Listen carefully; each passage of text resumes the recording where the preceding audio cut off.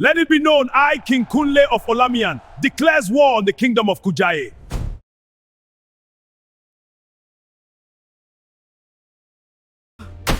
How dare you? Were you blind? My prince, I am so sorry. I swear, I did not see you coming. From today, you are no longer a servant of this palace. Please, my prince, have me. Leave this palace at once. The servant begged and begged, to no avail. He eventually had to leave the palace.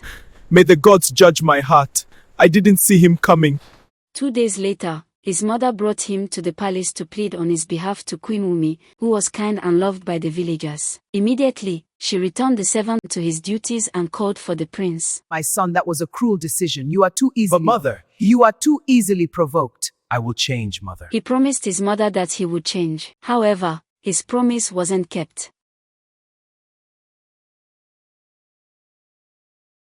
One day, Kunle returned from visiting his best friend and noticed there was a gathering in the palace. He walked toward the gathering and saw the chiefs wearing long faces, looking at him with pity while the chief priest sat on the floor. He walked straight to his father's advisor, Chief Olu. Chief Olu was King Tunji's close friend and trusted advisor. He took Kunle aside and broke the news to him. My prince, be strong. The king, your father, has joined our ancestors.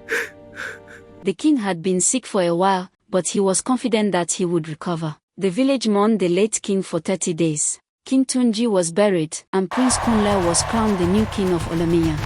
All hail King Kunle, ruler of Olamian! During his coronation, he chose a beautiful woman named Bumi as his bride. She was wise and kind-hearted. However, King Kunle still struggled with his temper. It surfaced occasionally, blinding his judgment and causing the villagers to fear him. Many of them began to see him as a wicked king.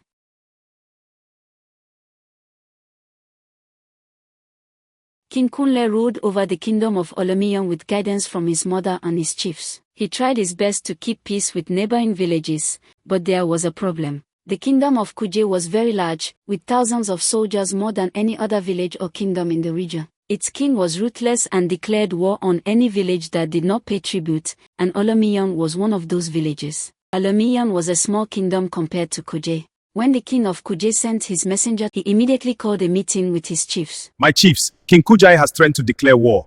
And you know what will happen if he does that? We cannot survive a war with Kujaye, my king. My chiefs, my king, it is in our best interest for us to send someone to him with livestock and an offering to him in a certain amount every month as tribute. King Kunle and the chiefs saw wisdom in what Chief Olu had said and agreed that Olamiyan is a small village and did not have much to give. They concluded that each month they would offer 50 bowls of rice, 152 bars of yam, a chest of gold ornaments, and 3 chests of royal garments. They chose 3 servants to go to Kuje to relay their message.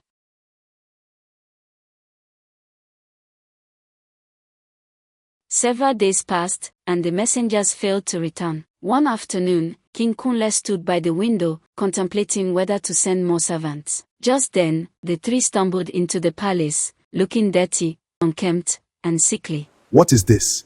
What happened to you?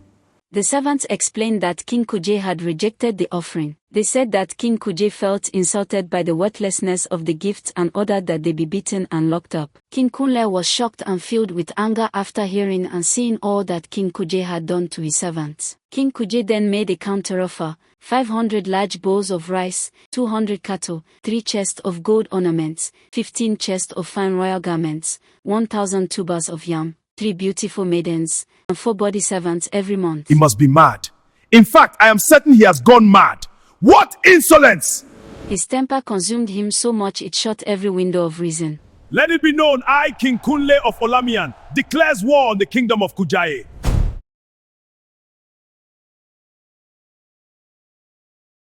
The chiefs could not believe it. My king, have you no wisdom? This will be the end of us all. My king, the day we go to him ourselves and make him understand the situation better. Why? So he can then throw us into the dungeon and whip us too? That king needs to be taught a lesson. This is foolishness, my king. Kunle failed to see that the lack of proper strategy would make it impossible to defeat Kuje's soldiers. The chiefs begged and begged, but Kunle refused to listen. He could not believe that his chiefs wanted him to go and beg that vile and wicked king. He called for the army of Olamiyan to prepare for battle. They were barely 600 men, not even a quarter of Kuje's warriors. Before leaving for battle, he went to his mother for her blessing, but she remained silent. What is it, mother? My son, you are simply being controlled by anger. If not, you will see there is no wisdom in this action you are about to take. How can you say that? Didn't you see the way he treated my servants? Didn't you hear what he demanded? Listen to your chiefs. Anger makes a wise man foolish. Mother, it's obvious you don't want to give me your blessings. I shall leave without them.